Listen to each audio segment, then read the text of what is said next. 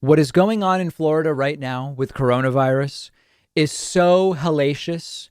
It's so dreadful. It's so vicious that if we're not careful, Republicans might make Ron DeSantis their 2024 Republican presidential nominee. Republicans seemingly obsessed with choosing the worst people to be their nominees. And DeSantis is really messing things up in Florida. Let's take a look at what's happening.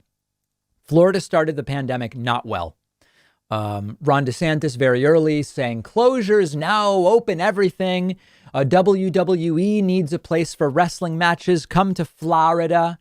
UFC wants to do fights. Come to Florida. Bring the cruise ships. Ban masks in school. On and on and on.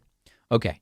First of all, the case graph in Florida almost looks like a cartoon. Since the end of July, Florida, which is just one of 50 states, it represents just 6% of the country's population. Florida regularly hitting 20,000 cases a day, 25,000 cases a day, day after day after day. Even these numbers may be low because of lack of testing. I got a report yesterday from a viewer in Florida who said at doctor's offices, there can be a 5-hour wait to get a COVID test. And then the only other types of testing you can get are the ones that you have to book days in advance. And then you often don't get the results for days either. So it appears as though, at least anecdotally, the testing availability in Florida is so dire that the case counts are probably being undercounted. OK, it's so terrible in Florida to get a test that many people who should be getting tested just aren't. And we are getting an undercount by every sense of the data on the ground.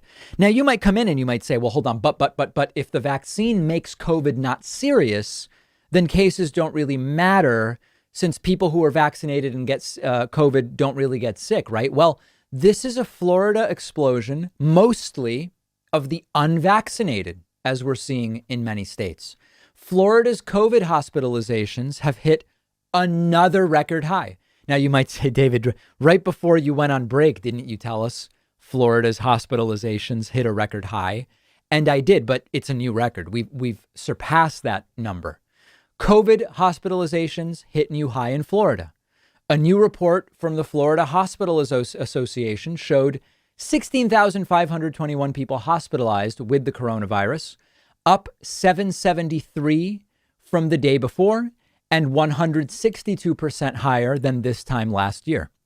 Now, then you might say, okay, hospitalizations, but we're better at treating it now. What about deaths? Florida has done something, I guess we can call it slick. It's really completely dishonest about death reporting. As you can see here, as all of this ramped up in Florida, deaths started to skyrocket. But when you look at the death count, if you look at the chart we have on screen, a few days ago, all of a sudden, the deaths dropped to almost zero. How did they do it? Oh, my God. Ron DeSantis fixed COVID. There's almost no deaths in Florida anymore. How do they do it? Record cases, record hospitalizations, and the deaths dropped to almost zero. Well, they are lying. And what I mean by that is they are being very deceptive in how they report deaths.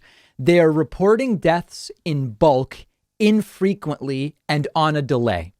So when you look, the latest days always seem low. It looks like there's been this big decline. If you look at our chart, after a bunch of days with 100 deaths a day, 110 deaths a day, 120 deaths a day, suddenly Florida had 11 deaths on Monday, only seven deaths yesterday. How could this be? The answer is these are not real numbers. In another week, they will come out and report the death numbers for this week. They will be high. The chart will be readjusted, but then again, there will be blanks. It'll be almost zero for the dates next week that are recent. And it always looks like it's a huge decline. It's incredibly deceptive because at any point, a denier, someone who doesn't understand what Florida's doing with the death numbers, they can just pull up the data and say, look, massive decline in deaths in Florida. It's completely deceptive. Florida is on COVID fire.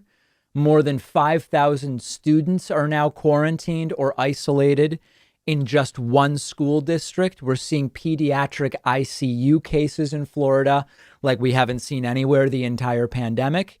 And this is after a very short period of time of schools reopening. Many of the pediatric ICU cases may not even have been from in-school contagion yet.